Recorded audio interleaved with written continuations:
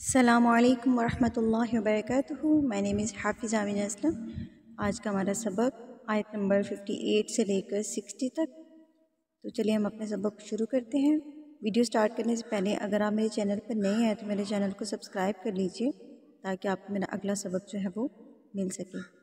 سبق شروع کرتے ہیں۔ بسم اللہ الرحمن الرحیم۔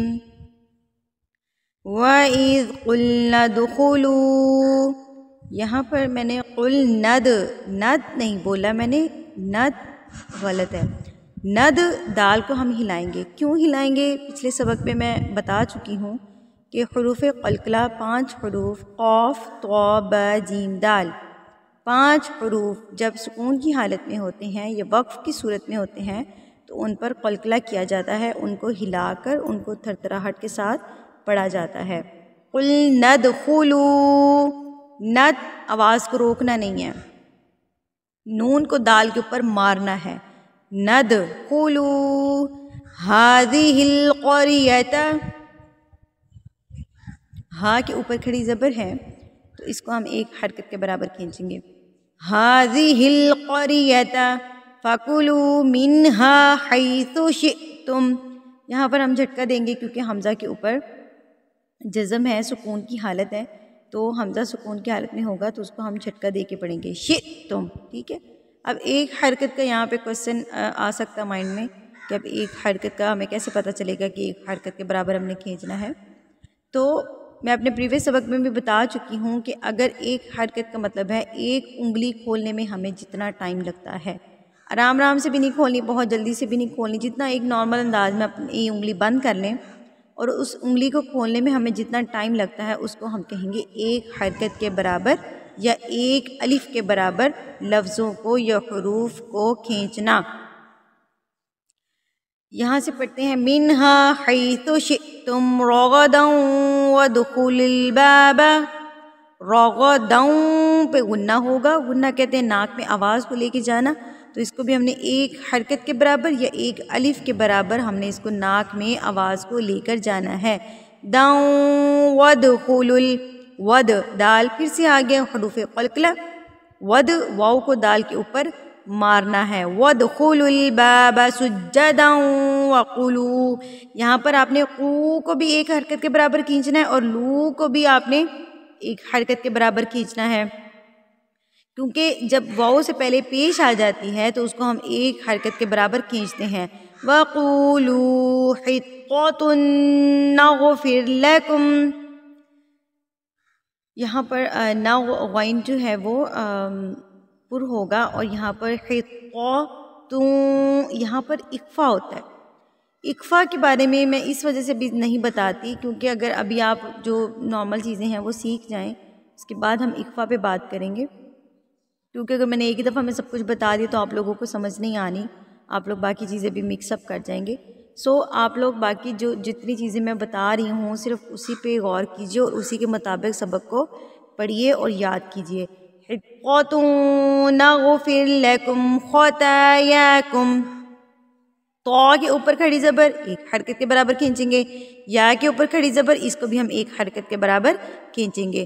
خطایاکم نہیں ہے، یہ غلط ہے، یہ خطایاکم غلط ہے، خطایاکم وسنزید المحسنین، نین کو ہم کھینچیں گے، نین دیکھیے کہ میں نے یا کے اوپر جو ہے وہ کیا ہے، تو یا سے پہلے جب یا ساکن یا سکون کی حالت جب یا کے اوپر ہوتی ہے تو اس سے پہلے اگر زیر آ جاتی ہے نا تو اس کو حروف مدہ بولتے ہیں، یا مدہ، تو یہ یا مدہ ہے تو یا مدہ کو ہم ایک حرکت کے برابر کھینچتے ہیں۔ ابھی آپ کو سمجھ نہیں آئی، حروف مدہ 3 حروف ہوتے ہیں، الف واو یا۔ الف سے پہلے اگر زبر آ جائے تو اس کو ہم کھینچیں گے، اس کو کہتے ہیں حروف مدہ الف۔ واو سے پہلے اگر پیش آ جائے تو اس کو ہم ایک حرکت کے برابر کھینچتے ہیں، ایک الف کے برابر کھینچتے ہیں، اس کو کہتے ہیں واو مدہ۔ یا سے پہلے اگر زیر آ جائے، کسرہ آ جائے تو اس کو ہم ایک حرکت کے برابر کھینچیں گے، اس کو کہتے ہیں یا مدہ۔ الف واو یا 3 حروف حروف مدہ کہلاتے ہیں، ٹھیک ہے۔ تو یہاں پر جو مثال ہے وہ میں یہاں پر آپ کو بتاتی ہوں کہ یہ مثال کہاں پہ شو ہو رہی ہے۔ یہاں دیکھیے یا ساکن ہے اور یا ساکن سے پہلے کیا ہے؟ زیر ہے، ٹھیک ہے۔ یہاں پر کیا ہے؟ زیر ہے، تو نون کے نیچے جو ہے یہ زیر ہے، اس کی وجہ سے ہم ایک حرکت کے برابر یا کو کھینچیں گے، نین، ٹھیک ہے۔ یہاں پر میں نے صرف یا کی مثال کو واضح کیا، آگے چل کے میں آپ کو الف اور واو کی مثال بھی دیتی ہوں، ٹھیک ہے۔ فَبَدَّلَ الَّذِينَ ظَلَمُوا، اب دیکھیے یہاں پر ظَلَمُوا، میم پیش واو سکون مو، واو سکون کی حالت میں ہے اور اس سے پہلے کیا آ گئی ہے؟ پیش آ گئی ہے، تو اس کو ہم نے کتنے حرکت کے برابر کھینچنا ہے؟ ایک حرکت کے برابر۔ ظَلَمُوا قَوْلًا غَيْرَ الَّذِي، ذی یا مدہ کی مثال آ گئی ہے، ذال کے نیچے زیر ہے اور یا ہے، یا سکون کی حالت میں ہے، تو اس کو ہم نے ایک حرکت کے برابر کھینچنا ہے۔ غَيْرَ الَّذِي قِيلَ لَهُمْ فَأَنزَلْنَا عَلَى الَّذِينَ، ٹھیک ہے۔ اب فَأَنزَلْنَا، نون کے اوپر کیا ہے؟ زبر ہے، اور نون کے بعد کیا ہے؟ الف ہے، تو نا کو ہم نے ایک حرکت کے برابر کھینچنا ہے۔ فَأَنزَلْنَا عَلَى الَّذِينَ ظَلَمُوا رِجْزًا، زم پہ غنہ، زم مِّنَ السَّمَاءِ بِمَا كَانُوا، بِما، دیکھیے میم کیا گیا؟ الف، اور الف سے پہلے کیا ہے؟ زبر ہے، تو اس کو بھی ہم ایک حرکت کے برابر کھینچیں گے۔ کاف الف زبر کا، زبر اور الف آ گیا، اس کو بھی ہم ایک حرکت کے برابر کھینچیں گے۔ نون پیش واو سکون نو، ٹھیک ہے، واو سے پہلے پیش آ گئی، ٹھیک ہے، تو اس کو ہم ایک حرکت کے برابر کھینچیں گے۔ كانوا يفسقون،